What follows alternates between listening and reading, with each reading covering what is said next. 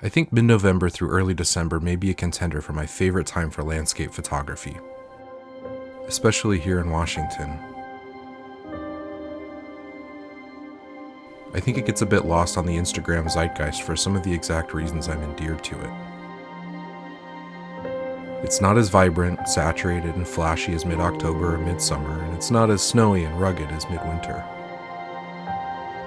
The weather changes rapidly and can shift from dull to atmospheric.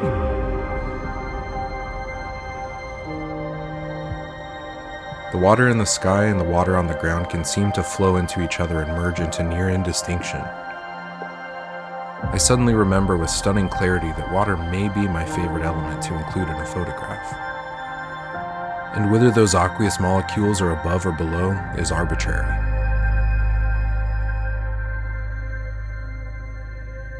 What water in any form does with light is nothing short of magic. As is the effect of the Earth's seasonal relation to our main source of light. The days are suddenly short and the conditions are so much less dependable.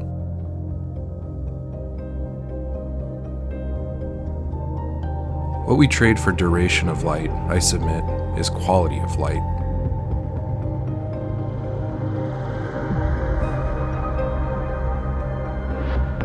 The light is often soft, subtle, and honest.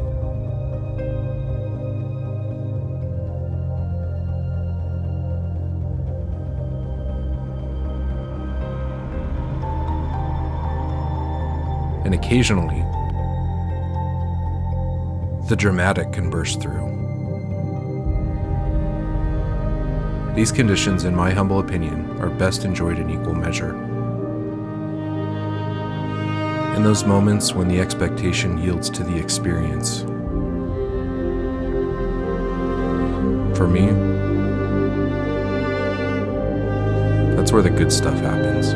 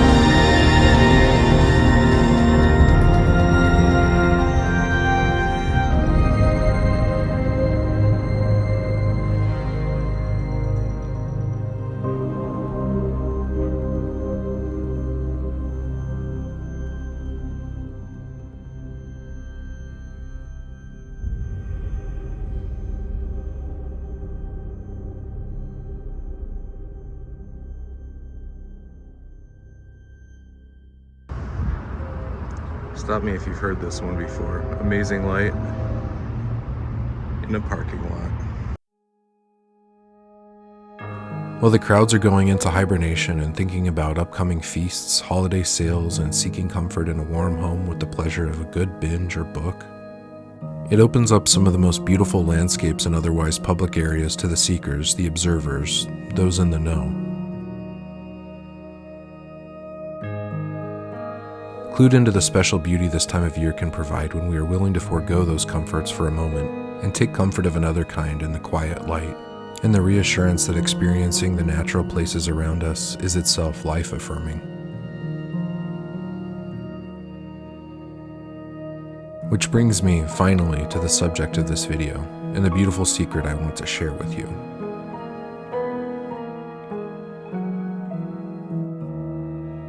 This may be, in my humble opinion, the best time to visit the North Cascades National Park in Washington,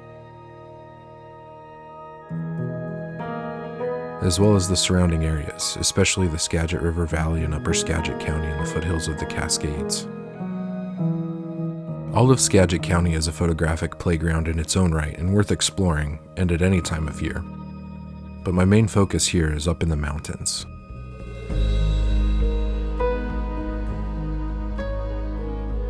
And I say this as a landscape photographer and an observer. No tourism vlogs, blogs, or guides are likely to steer you this way at this time. It gets cold, it gets wet, it gets snowy. In fact, a visit will be heavily weather dependent, and most years the major passes to access much of the park will be closed before November ends. You wouldn't want to come without a contingency plan to explore the surrounding valleys or other offerings of the wonderful state of Washington.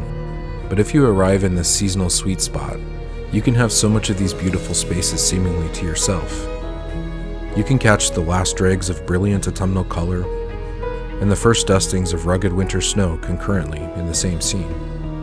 You can see the glacial lakes take on different and deeply rich tones as the composition of water and moraine silt alters between stormy flows, often allowing luminous clouds above to render colors in perfectly even vividness, as if under a large softbox and providing some extra pop.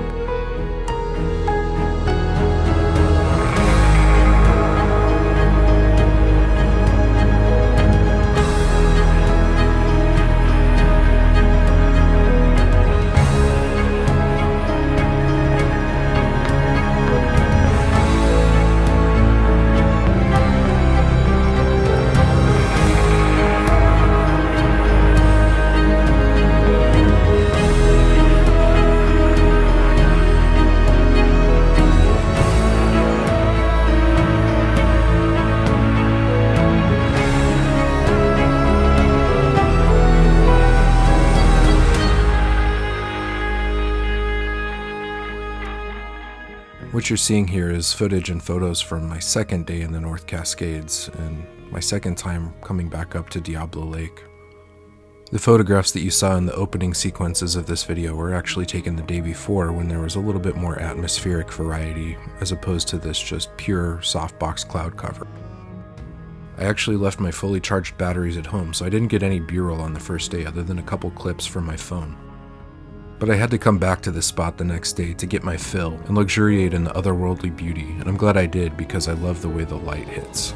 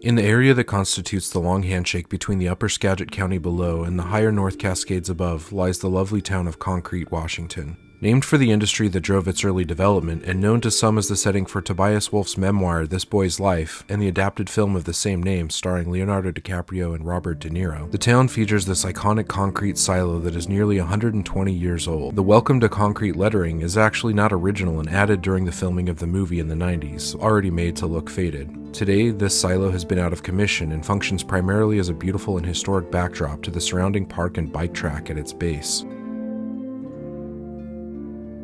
I shot this on a few formats and emulsions over a couple different visits. For some reason, I got a light leak through two different emulsions, Velvia and Ektar, that were on separate sides of the same film holder, so I'm not actually sure if that was from the holder or lens flare or something else. Weirdly, I kind of like the Ektar version, but on Velvia, where everything else is near technical acceptability, it's kind of annoying. But oh well. I also shot it on Delta 100 from the rear with the bike path. I think I like this version. Before heading back, I finished out the day enjoying the last of the good light on Concrete's Main Street, which is charming and would be fun to come back and explore at another time. I get the sense that this would be a lot of fun in the summer or during the holidays, but in the mid-November shoulder season, it was pretty quiet.